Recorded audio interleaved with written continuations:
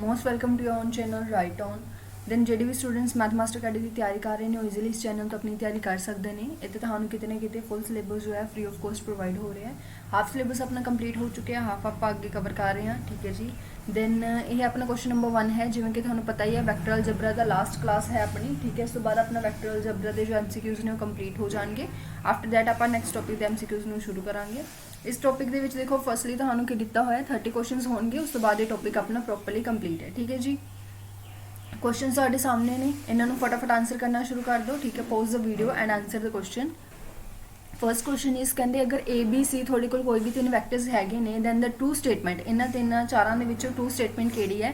This is obvious result कि अपने को जो क्रॉस प्रोडक्ट है ये दोनों ना ही एसोसिएटिव होंदियां ने ना ही कम्यूटेटिव होंदियां ने, और ये भी रिजल्ट बिल्कुल सही नहीं है। ये तो बिल्कुल कॉमन जी चीज़ है और सीधा सीधा रिजल्ट है कि डी ऑप्शन अपने को इतने की होएगी राइट होएगी, ठीक है जी।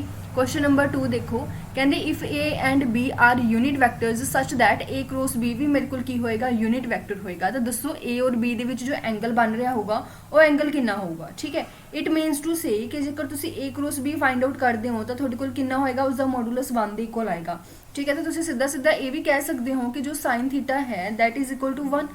अगर sine theta is equal to 1 है तो थोड़े को क्लियरली एंगल कितना बनेगा, π/2 बनेगा। Then which option is right here, π/2, C option is right here, ठीक है जी। अगे चलते हाँ क्वेश्चन नंबर 3 के उपर। थर्ड क्वेश्चन देखो कि दिता होया इफ ये 3 पॉइंट्स दिते हुए ने कोलिनियर ने, ठीक है। अगर ये तीनों पॉइंट्स ने ये कोलिनियर ने तो दसो इन्हों के विचों केड़ा रिजल्ट सही है। Then A is obvious not, ठीक है, ये भी सही नहीं है, ठीक है।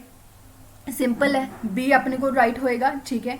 बी ऑप्शन अपने को राइट है क्योंकि ये कितने ना कितने ही ताही पॉसिबल है जो तीनों की होंगे 0 होंगे, सो ये भी गलत है अपने को, ठीक है जी। अगर तीनों ही पॉइंट्स कोलिनियर ने दैन क्लीयर है कि बी ऑप्शन अपने को की है इतने राइट है। तो इन्होंने तुम एज अ कंडीशन भी अपने माइंड के याद रख सकते हो, ठीक है। फोर्थ क्वेश्चन देखो, कहते अगर A minus B cross A plus B तुम फाइंड आउट कर रहे हो तो थोड़े को की होएगा। हुण जेकर तुम इसनों प्रॉपरली देखो तो थोड़े को सीधा सीधा रिजल्ट आता है 2 × ए क्रॉस बी।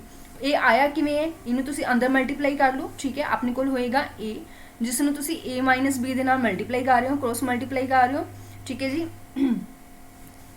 हाँ जी, ए क्रॉस ए करोगे पहला, ठीक है। उस बाद की होएगा माइनस बी क्रॉस ए होएगा, ठीक है। सो अपने सॉरी हाँ जी, ए क्रॉस ए होएगा माइनस बी क्रॉस ए होएगा। उस तो बाद तुसी की करोगे ए दी अगेन मल्टीप्लाई, है ना। तो अपने को कितना हो जाएगा प्लस ए दी बी दे नाल होएगी, ठीक है। और माइनस की होएगा बी दी मल्टीप्लाई बी दे नाल होएगी। कुछ इस तरीके नाल तुसी इसनों ओपन कर सकते हो। ए यूजुअल जिवें कि तुहानूं पता ही है कि जो अपने को ये चीज़ है A cross A and B cross B, ठीक है, ये अपने को की बन जाएगा 0 बन जाएगा क्योंकि सेम वैक्टर के नाल तुसी क्रॉस मल्टीप्लाई करते हो 0 बनती है। तो क्लीयर जी गल है, तुसी इसनों जो उल्टा के लिखोगे तो पॉजिटिव हो जाएगा। मतलब मैं इसनों कह सकती हूँ कि ए cross B plus A cross B ही रह गया ओनली, और ये मेरे को कि इक्वल होएगा 2 × ए क्रॉस बी दे इक्वल होएगा। सिंपल, ठीक है। इवैल्यूएट किया जस्ट, होर कुछ भी नहीं। क्वेश्चन नंबर 5, क्वेश्चन नंबर 5 ਦੇ ਵਿੱਚ देखो जी की है, कहते if A plus B plus C जो है वो 0 ਦੀ इक्वल है दैन इन्होंने सारिਆਂ ਦੇ ਵਿੱਚੋਂ ਕਿਹੜਾ ਇੱਕ रिलेशन है जो बिल्कुल सही होएगा। अगर ਤਿੰਨਾਂ ਦੀ एडिशन 0 है कि तीनों 0 होने जरूरी ने नहीं, negative also possible, vector positive negative direction के करके हो सकते हैं, ठीक है। बी ऑप्शन आपां नूं की कह रही है, बी ऑप्शन कह रही है आपां नूं कि इन्हां दी डॉट प्रोडक्ट तीनों ਦੀ इक्वल होएगी, ठीक है। कुछ नहीं किया जा सकता, इदा की भी कोई स्टेटमेंट मैनूं नहीं लगता। आप पढ़िए तो क्लीयर है कि जेकर तीनों ही चीज़ां 0 ने तो अपने को तीनों की क्रॉस प्रोडक्ट आपस में की होएगी इक्वल होएगी, ठीक है जी। तीनों की क्रॉस प्रोडक्ट जो है वो की होएगी इक्वल होएगी। सिंपल, अगे चलते हैं। मोस्टली हम थोड़े माइंड च आएगा कि यह प्रूफ होया किवें, तो आप लै लैंदे हैं कि आपां नूं गिवन है कि ए प्लस बी प्लस सी जो है वो इक्वल टू 0 है। अगर मैं बोथ साइड से ए दे नाल क्रॉस मल्टीप्लाई कर देवां फिर तो मेरे को बन जाएगा A cross A plus A cross B plus A cross C which is equal to 0। मेरे को रिजल्ट निकल के आता है, ठीक है। हुण इहदे विच ध्यान नाल देखो अपने को की बन गया, अपने को बन गया कि ए क्रॉस बी जो है, ठीक है, हाँ जी, ए क्रॉस बी जो है वो किस इक्वल होएगा माइनस ए क्रॉस सी दे इक्वल होएगा, ठीक है। ए क्रॉस बी क्योंकि इन्हें तो 0 ही बन जाना है तो ए क्रॉस बी जो है वो माइनस ए क्रॉस सी दे इक्वल होगा। दूजे शब्द में मैं कह सकती हूँ कि ए क्रॉस बी जो है वो सी क्रॉस ए दे इक्वल आ गया। सिमिलरली तुसी प्रूफ कर सकते हो अगर तुसी बी दे नाल मल्टीप्लाई करते हो तो सिमिलरली तुसी सी दे नाल मल्टीप्लाई करके कहने का मतलब की है तीनों चीज़ां आपस दे विच की हो जाणगियां इक्वल हो जाणगियां, हैंस प्रूफ, ठीक है।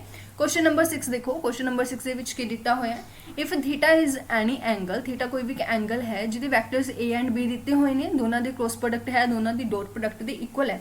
ਅਗਰ ਦੋਨਾਂ ਦੀ ਕ੍ਰੋਸ ਪ੍ਰੋਡਕਟ ਦੋਨਾਂ ਦੀ ਡਾਟ ਪ੍ਰੋਡਕਟ ਦੇ ਇਕੁਅਲ ਹੈ ਤਾਂ ਤੁਸੀਂ ਪ੍ਰੂਫ ਫਾਈਂਡ ਆਊਟ ਕਰਨਾ ਹੈ ਕਿ ਥੀਟਾ ਦੀ ਵੈਲਿਊ ਕਿੰਨੀ ਹੋਊਗੀ। ਠੀਕ ਹੈ, ਹੁਣ ਦੇਖੋ ਧਿਆਨ ਨਾਲ ਆਪਾਂ ਨੂੰ ਕ੍ਰੋਸ ਪ੍ਰੋਡਕਟ ਦਿੱਤੀ ਹੋਈ ਹੈ which is a cross b। ਠੀਕ ਹੈ, ਤੁਸੀਂ ਇਹਦੇ ਵਿੱਚ ਮੋਡੂਲਸ ਫਾਈਂਡ ਆਊਟ ਕਰੋਗੇ ਤਾਂ ਸਿੱਧਾ ਸਿੱਧਾ ਆਪਣੇ ਕੋਲ ਰਿਜ਼ਲਟ ਹੁੰਦਾ ਹੈ ab sin ਥੀਟਾ। ठीक है जी, और उधरली साइड तुम लिखोगे तो की बन जाएगा A B cos theta, because उत्थे अपने को डॉट प्रोडक्ट सी ईजी। तो हुण अपने को की हो जाएगा, अगर मैं इसमें देखा तो मेरे को कुछ नहीं, मेरे को tan theta is equal to 1 बन गया, तो इत्थों मैंने थीटा फाइंड आउट करने की कोई भी डिफिकल्टी नहीं होगी। सी ऑप्शन इज राइट, सी मेरे को की हो गया राइट ऑप्शन हो गया। ठीक है,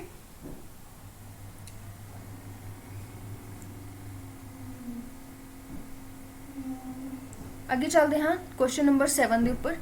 7 क्वेश्चन ਦੇ ਵਿੱਚ ਕੀ ਦਿੱਤਾ ਹੋਇਆ ਹੈ, ਕਹਿੰਦੇ अगर 2a + 3b × 5a + 7b जो है मैंने गिवन है। ठीक है, हाँ जी, क्वेश्चन नंबर 7 देखो, अगर 2a + 3b × 5a + 7b equal है तो किस इक्वल होएगा? कुछ नहीं, बस अंदर मल्टीप्लाई करनी है, कर दो, इसमें सॉल्व कर लो।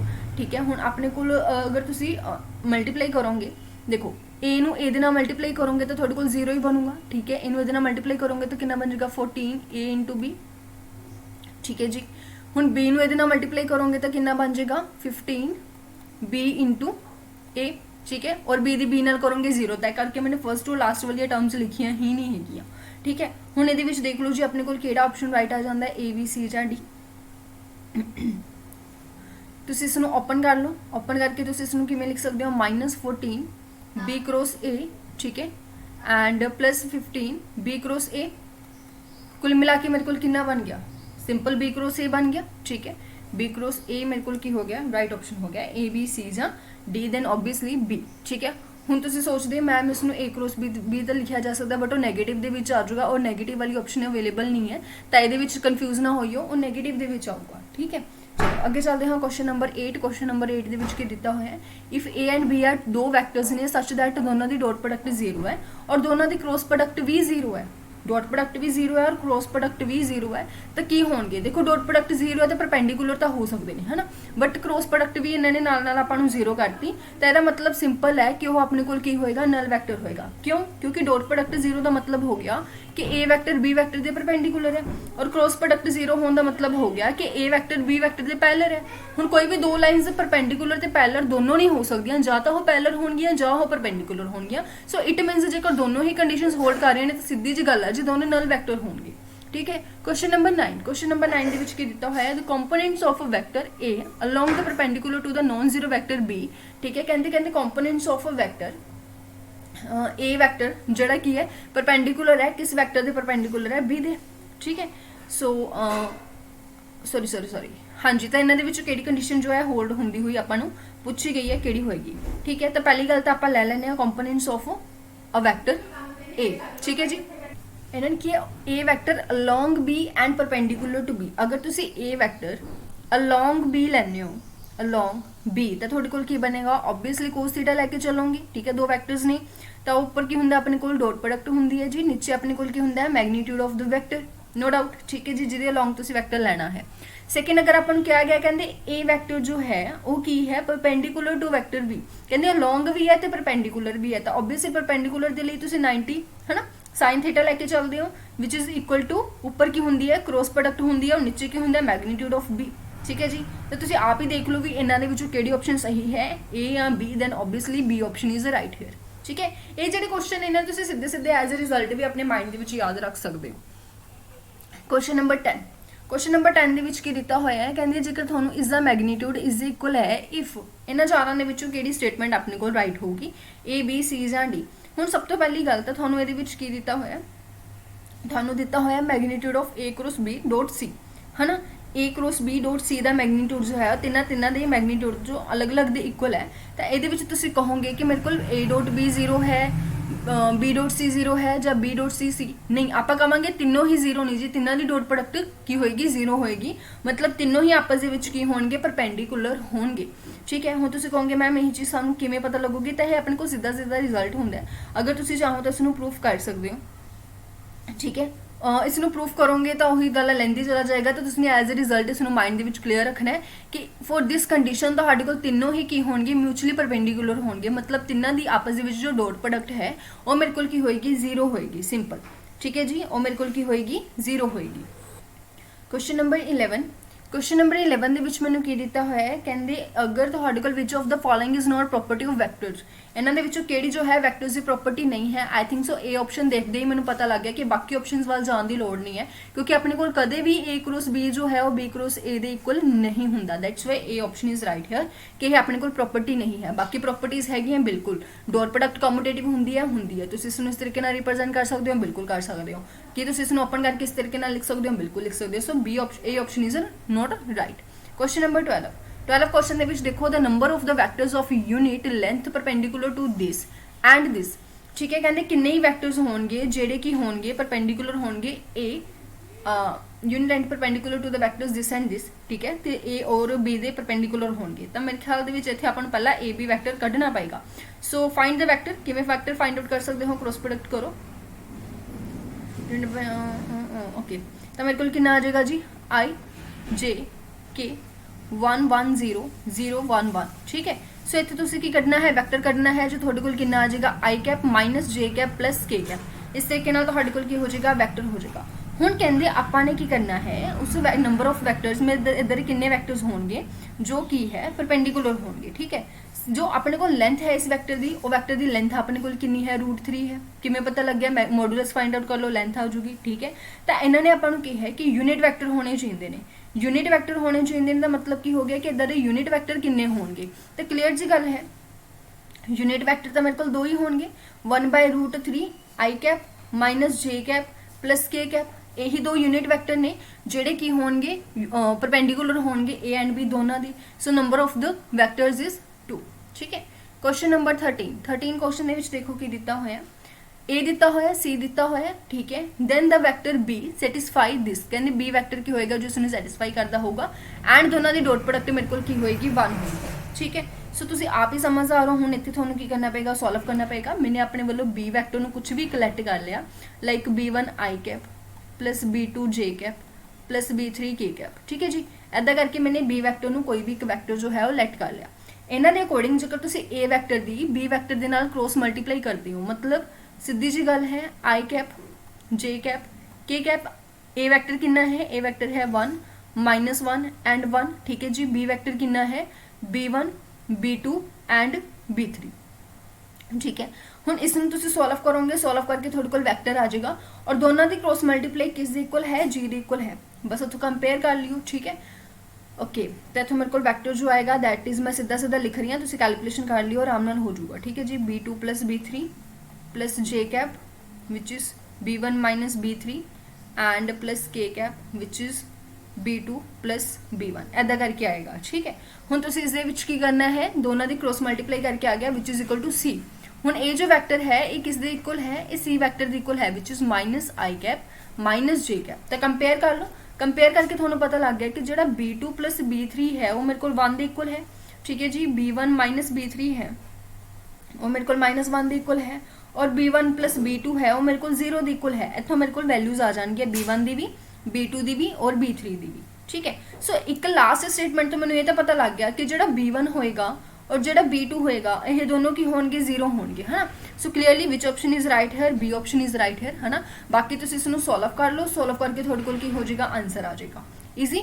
चलो बाय ऑप्शन भी कर सकते हो। क्वेश्चन नंबर 14, क्वेश्चन नंबर 14 ਦੇ ਵਿੱਚ ਕੀ ਦਿੱਤਾ ਹੋਇਆ ਹੈ, ਕਹਿੰਦੇ ਜੇਕਰ ਦੋਨਾਂ ਦੀ ਕ੍ਰੋਸ ਪ੍ਰੋਡਕਟ ਜੋ ਹੈ A cross B B cross C ਦੇ ਇਕੁਅਲ ਹੈ ਬਟ 0 ਦੇ ਇਕੁਅਲ ਨਹੀਂ ਹੈਗੀ, ਜਿੱਥੇ A B C ਮੇਰੇ ਕੋਲ ਕੀ ਨੇ, ਕੋਪਲੇਨਰ ਨੇ, ਮਤਲਬ ਇੱਕ ਹੀ ਪਲੇਨ ਦੇ ਵਿੱਚ ਹੈਗੇ ਨੇ, then for some scalar K ਤਾਂ ਮੇਰੇ ਕੋਲ ਕਿਹੜੀ ਕੰਡੀਸ਼ਨ ਹੈ ਜਿਹੜੀ ਬਣਦੀ ਹੈ।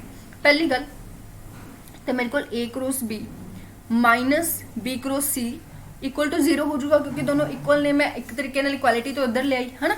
सो ये मेरे को बन जाएगा, इसमें मैं थोड़ा मॉडिफाई करके लिख लैनी हाँ। ये मेरे को बन गया C क्रॉस B कुछ इस तरीके नाल बन गया। ठीक है जी, हुण अगर मैं चाहां तो इसनूं किद्दां लिख सकदी हाँ कि A plus C the cross product हो रही है B दे नाल। ठीक है, पिछे तो पिछे लिखांगे, तुहानूं पता कॉम्पिटेटिव हुंदी नहीं है। हुण ए दी क्रॉस प्रोडक्ट ए दे नाल की हो रही है, 0 हो रही है, मतलब जिहड़ा A प्लस C वैक्टर है that is parallel to the B vector. अगर ये बी वैक्टर ਦੇ ਪੈਰਲਲ ਹੈ ਤਾਂ ਇਸ ਨੂੰ ਤੁਸੀਂ ਕੁਛ ਨਾ ਕੁਛ ਸਕੇਲਰ ਮਲਟੀਪਲ ਵੀ ਤਾਂ ਲਿਖ ਸਕਦੇ ਹੋ। ਤੁਸੀਂ ਕਹੋਗੇ ਕਿ a plus b c ਜੋ ਹੈ ਕੁਛ ਨਾ ਕੁਛ ਸਕੇਲਰ ਮਲਟੀਪਲ ਹੋਏਗਾ b ਦੇ ਨਾਲ। So which option is right here, a option is right ਹੈ।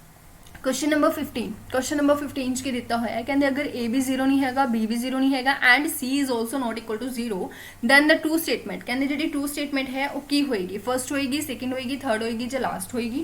दैन ऑब्वियस है, ठीक है, डी ऑप्शन इज राइट है, क्योंकि इत्थे a जो है प्री है, इत्थे post sorry a B C नहीं, ठीक है। तुम इसमें थोड़ा बहुत मॉडिफाई करके जो खोल के देखोगे क्लियर है, तुम हिसाब लगा सकते हो कि सी ऑप्शन अपने को राइट है, क्योंकि जो तुम सब ओपन करोगे तो कोई ना कोई प्रॉब्लम जो है थोड़ा क्लीयरली नजर आऊगी, ठीक है। वैसे भी सीधा सीधा रिजल्ट है जी, सी ऑप्शन अपन पता है राइट होएगी, ठीक है। क्वेश्चन नंबर 16 देखो, क्वेश्चन नंबर 16 ਦੇ ਵਿੱਚ ਲੈਟ ए ਤੇ b ਕੋਈ ਵੀ ਨੋਨ ਕੋਲੀਨੀਅਰ ਯੂਨਿਟ ਵੈਕਟਰਸ ਨੇ। ਨੋਨ ਕੋਲੀਨੀਅਰ ਦਾ ਮਤਲਬ ਤੁਸੀਂ ਸਮਝਦੇ ਹੋ ਵੀ ਕੋਲੀਨੀਅਰ ਨਹੀਂ ਹੈਗੇ।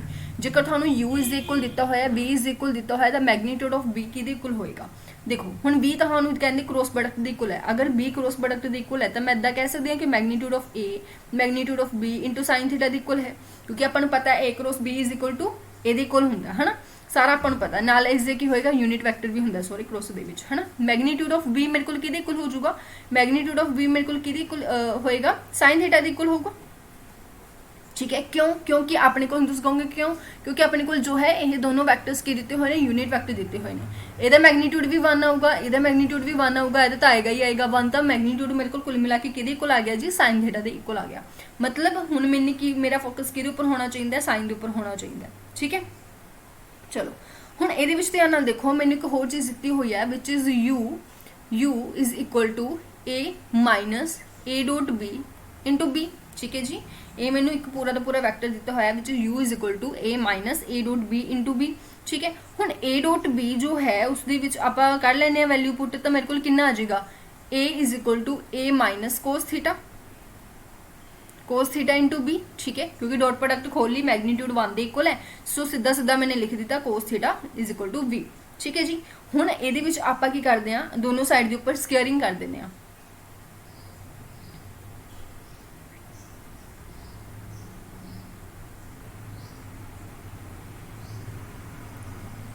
वन मिनट ओनली, हाँ जी। u की वैल्यू अपने को इन्नी आ गई है। हुण आपां चलते हैं बाय ऑप्शनस, मेरे को u की भी वैल्यू आ गई, मेरे को v की भी, मतलब जो भी मेरे को ऑप्शन के अकॉर्डिंग किहदे इक्वल आ गया, sin थीटा के इक्वल आ गया, वही मेरा आंसर होगा। तो सब तो पहला ए ऑप्शन उठाइए, ए ऑप्शन मेरे को की है u का मैग्नीट्यूड है।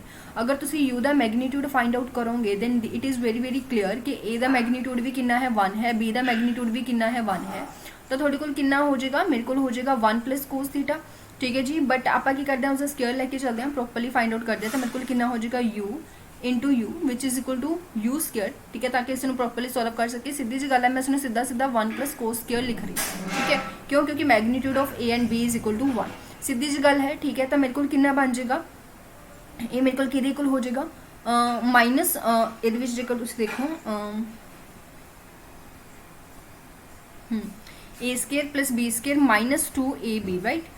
सो ये मेरे को हो जाएगा 2ab, ab की डॉट प्रोडक्ट भी मेरे को कोस थीटा के इक्वल होएगी और b की वैल्यू भी मेरे को कोस थीटा के ही इक्वल है। मैंने की किया, a स्केयर बन गया plus cos square theta b square बन गया, ठीक है जी, minus 2a into b, a b की डॉट वैल्यू की वैल्यू मेरे को कितनी होगी, कोस थीटा होगी, और नाल मेरे को कोस थीटा है। तो कहने का मतलब की है, मेरे को बन गया 1 plus cos square theta minus 2 कोस स्केयर थीटा। तो मतलब मेरे को u का मैग्नीट्यूड का स्केयर कितना आ गया, तो मैं सीधा सीधा लिख सकती हूँ साइन स्केयर, क्योंकि 1 माइनस कोस स्केयर बनेगा, तो u की वैल्यू कितनी आ गई, magnitude of u is equal to sine theta.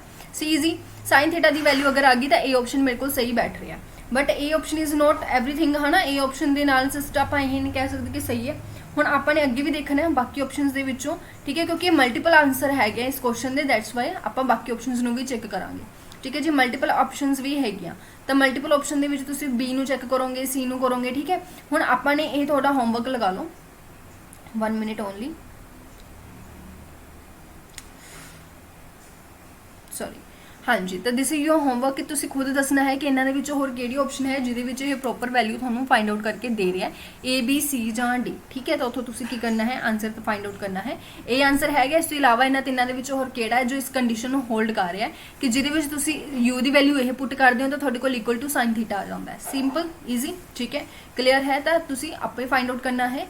ਅੱਗੇ ਦੇਖੋ क्वेश्चन नंबर 17 क्वेश्चन ਦੇ ਵਿੱਚ ਮੈਨੂੰ ਕੀ ਦਿੱਤਾ ਹੋਇਆ, ਕਹਿੰਦੇ ਜੇਕਰ A क्रॉस B ਜੋ ਹੈ ਉਹ B क्रॉस C ਦੇ ਇਕੁਅਲ ਹੈ बट 0 ਦੇ ਇਕੁਅਲ ਨਹੀਂ ਹੈਗੇ ਦੋਨੋਂ, ਐਂਡ ਦੋਨਾਂ ਦਾ ਐਡੀਸ਼ਨ ਜੋ ਹੈ ਉਹ 0 ਦੇ ਇਕੁਅਲ ਨਹੀਂ ਹੈਗਾ, ਠੀਕ ਹੈ ਜੀ, ਦੋਨਾਂ ਦਾ ਐਡੀਸ਼ਨ ਜੋ ਹੈ ਉਹ 0 ਦੇ ਇਕੁਅਲ ਨਹੀਂ ਹੈਗਾ, ਦੈਨ ਦੱਸੋ ਜੀ ਇਹਨਾਂ ਚਾਰਾਂ ਦੇ ਵਿੱਚੋਂ ਕਿਹੜੀ ਆਪਸ਼ਨ ਰਾਈਟ ਹੈ।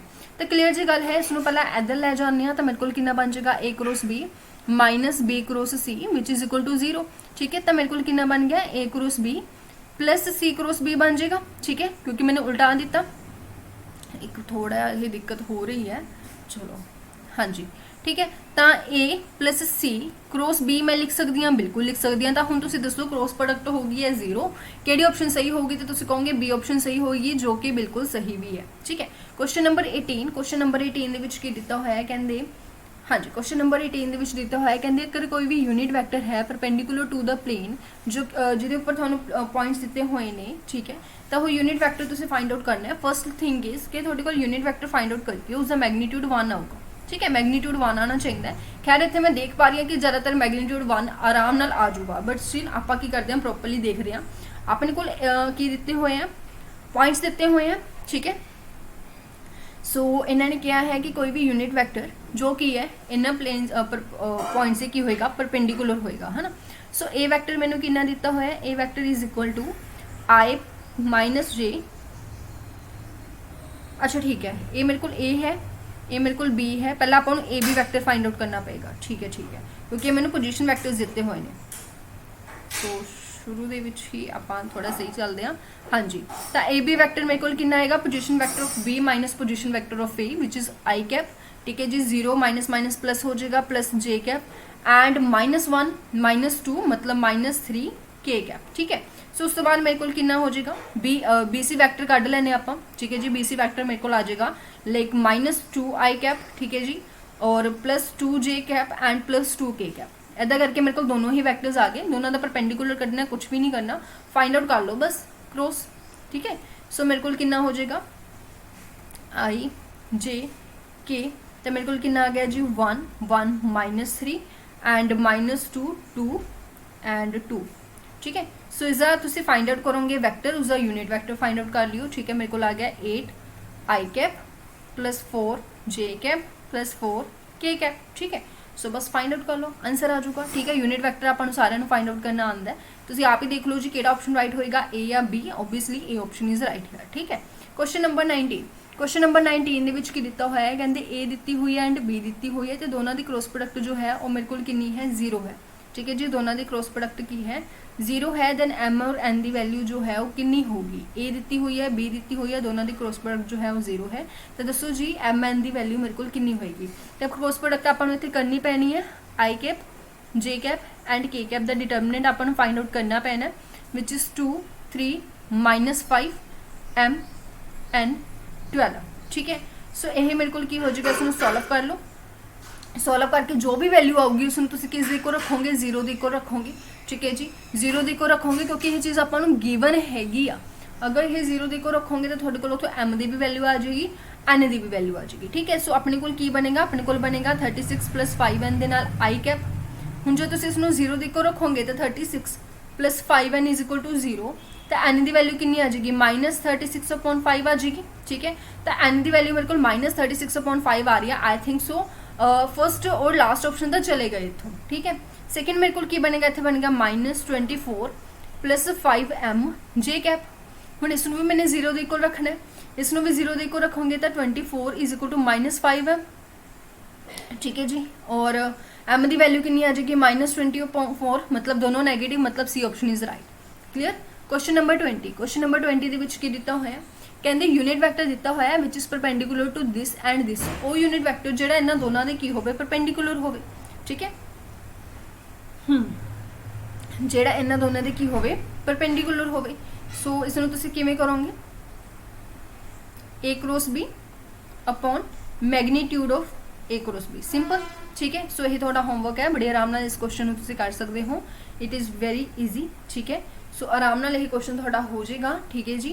ਅੱਗੇ ਚੱਲਦੇ ਹਾਂ क्वेश्चन नंबर 21 ਦੇ ਉੱਪਰ। 21st क्वेश्चन ਦੇ ਵਿੱਚ ਦੇਖੋ ਕੀ ਦਿੱਤਾ ਹੋਇਆ, ਕਹਿੰਦੇ ਅਗਰ A B C ਕਰਕੇ 3 पॉइंट्स ਦਿੱਤੇ ਹੋਏ ਨੇ, A कोई भी यूनिट वैक्टर है इस प्लेन के उपर, ठीक है। सो दोस्तों जी इन्हों के किहड़ा एक आंसर जो है वो आ जाता है। ए बी सी कोई भी पॉइंट्स नहीं प्लेन के उपर, ए की है यूनिट वैक्टर है, ठीक है, to the plane A B C. तो देखो हुण अपने कोल पहली गल तो मैनू A B vector find out करना पैना है और A C vector find out करना पैना है ना, फिर उन्होंने क्रॉस प्रोडक्ट करनी पैनी है, फिर उतों मेरे को यूनिट वैक्टर आ जाऊगा। सो अपने को पहला तो ए बी वैक्टर नू फाइंड आउट करो। ए बी वैक्टर किवें फाइंड आउट करोगे तुसी? ए बी वैक्टर मतलब सीधा सीधा है position vector of B minus position vector of A which is 2i minus J minus 2k, ठीक है जी, 2i माइनस 2, हाँ बिल्कुल सही है, ठीक है। उस तो बाद आप गल करते हाँ ए सी वैक्टर की, तो ए सी वैक्टर फाइंड आउट कर लो, क्यों? क्योंकि इन्होंने क्या ए यूनिट वैक्टर है ना, इन्हों आप कल के चलना है। तो ए सी वैक्टर फाइंड आउट कर लो, तो मेरे को कितना आ जाएगा 3i कैप माइनस 1 माइनस 2 मेरे को बन जाएगा माइनस 3j कैप, और 3 माइनस 3 0k कैप, लिखो ना लिखो कोई फर्क नहीं पैंदा।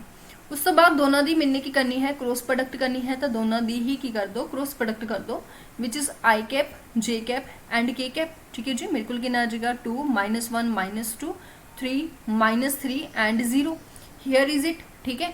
तो इसका की करांगे जो डिटरमिनेंट फाइंड आउट करांगे, मैं अगेन सीधा लिख रही हाँ, ये वाली कैलकुलेशन है, ठीक है, तुम आराम कर सकते हो। आई डोंट थिंक सो ये किसी को कोई दिक्कत होगी, ठीक है। हुण इसका की करना है यूनिट वैक्टर फाइंड करना है, यूनिट वैक्टर फाइंड करना सबनों आंदा है, सो यूनिट वैक्टर फाइंड कर लो। दैट्स इट। केड़ी ऑप्शन राइट है जी अपनी? बिल्कुल बिल्कुल ए ऑप्शन राइट है, ठीक है। आगे चलते हैं क्वेश्चन नंबर 22 क्वेश्चन ਦੇ ਵਿੱਚ ਕੀ ਦਿੱਤਾ ਹੋਇਆ, ਕਹਿੰਦੇ unit vector perpendicular to this and this, और यूनिट वैक्टर जो इन्होंने दोनों की होवे परपेंडिकुलर होवे।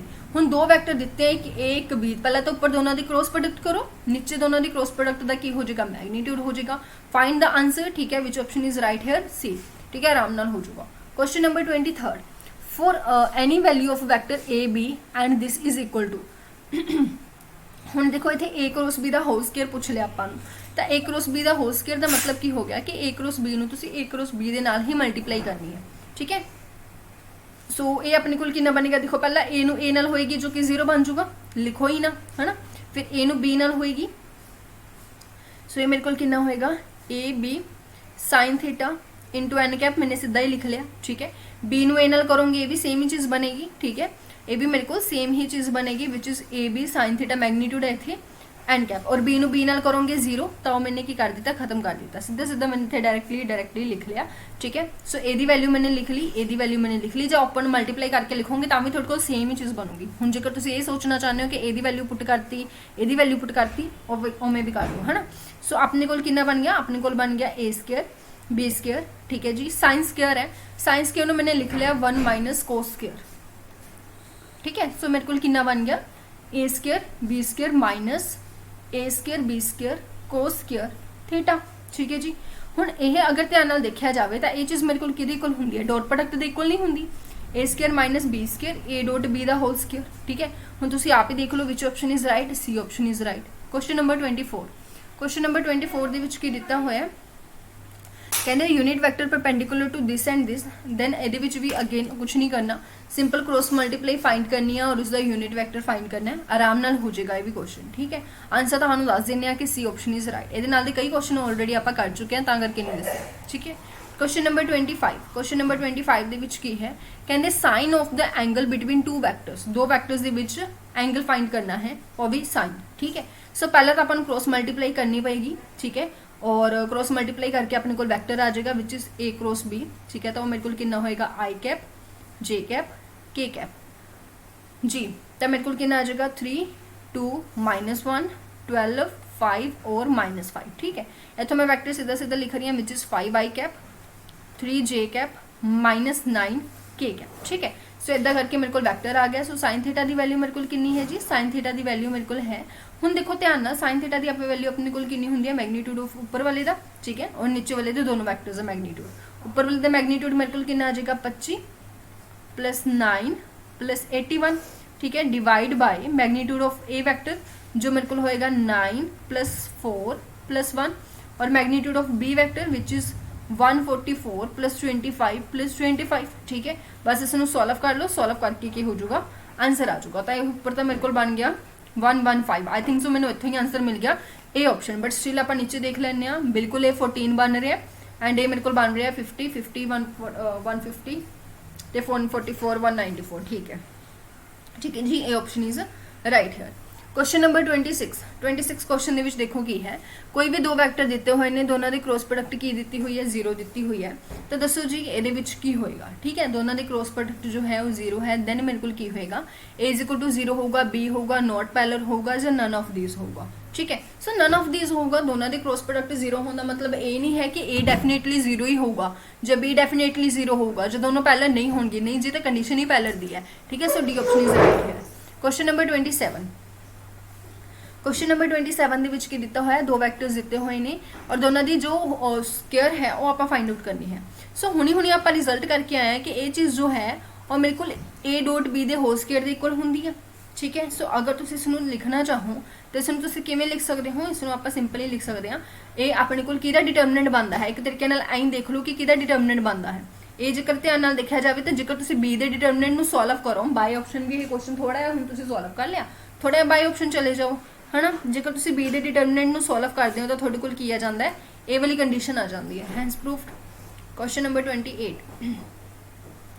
28 क्वेश्चन देखो की है जी, 28 क्वेश्चन दे विच की है, कहते for any vector A B C, तो यह सारी वैल्यू जो है वो किहदे इक्वल होएगी, कोई भी वैक्टर दिते हुए ने उहदे विच आ सारी वैल्यू जो है वो किहदे इक्वल होएगी। ठीक है, जेकर तुसीं सॉल्व करो तो मेरे को बन गया a cross b plus a cross c plus b cross c plus b cross a, c cross a plus c cross b। ठीक है, हुण a क्रॉस b नूं जेकर मैं सीधा b क्रॉस a दे नाल कैंसल करदा क्योंकि साइन चेंज हो जाना है, a क्रॉस c नूं इहदे नाल कैंसल करदा इहदे नाल, तो कुल मिला के मेरे कोल कितना आ गया जी, 0 आ गया। ठीक है, क्वेश्चन नंबर 29 कहते अगर a dot b a dot c दे इक्वल है और a cross b a cross c दे इक्वल है, तो दसो जी इन्हां सारियां दे विचों किहड़ी कंडीशन राइट है। Then it is very clear कि b नूं c दे इक्वल होना पऊगा। ठीक है, b नूं c दे इक्वल होना पऊगा, तां ही डॉट प्रोडक्ट ते क्रॉस प्रोडक्ट आपस दे विच की होणगियां, इक्वल होणगियां। ठीक है, क्वेश्चन नंबर 30 क्वेश्चन दे विच और लास्ट क्वेश्चन दे विच की दिता है, magnitude of a is equal to 2, magnitude of b is equal to 5 और दोनों की जो क्रॉस प्रोडक्ट है वो भी मैंने कितनी दी हुई है, उसका मैग्नीट्यूड 8 दिता हुआ है, तो मैंने डॉट प्रोडक्ट जो है वो फाइंड आउट करनी है। देखो जो डॉट प्रोडक्ट है वो मेरे को किहदे इक्वल हुंदी है, डॉट प्रोडक्ट हुंदी है magnitude of a magnitude of b into cos theta. If I found cos theta तो मेरे को आंसर आ जाऊगा, और क्रॉस प्रोडक्ट का मैग्नीट्यूड जो है वो मेरे को किहदे इक्वल हुंदा है, magnitude of a magnitude of b और साइन थीटा। जे साइन आ गया तो कोस आ जाऊगा, जी कोस आ गया तो डॉट प्रोडक्ट आ जाऊगी, है ना। सो ये मैंने दी हुई है 8 और ये मैंने दी हुई है 2 इंटू 5 इंटू साइन थीटा। कुल मिला के साइन थीटा की जो वैल्यू है वो मेरे को कितनी आ गई, और मेरे को आ गई 4/5 आ गई। पंडित बद्री प्रसाद लगाओ तो कोस थीटा की वैल्यू को फाइंड आउट कर लो। ठीक है, जेकर थोड़े को परपेंडिकुलर 4 है, ठीक है जी, और हाइपोटेन्यूज 5 है, तो बेस कितना होएगा, ऑब्वियसली 3 होएगा। ठीक है, तो क्लियर है कि कोस थीटा मेरे को कितना होगा, 3/5 आऊगा। जेकर कोस थीटा की वैल्यू 3/5 होगी तो मेरे को इसकी वैल्यू जो है वो देख लो कितनी होएगी, और मेरे को होएगी a dot b is equal to magnitude of a magnitude of b and 3/5, तो कुल मिला के मेरे को आंसर आ गया 6 विच इज ऑप्शन डी। ठीक है, क्लियर है। सो ये सीगा अपना वैक्टर अपना कंप्लीट हो गया। ठीक है, इस तो बाद देखते हैं अपन नैक्सट टॉपिक में शुरू करते हैं, एंड इत्थे अपना जो वैक्टर है दैट इज टोटली कंप्लीट। ठीक है जी, ओके, थैंक यू।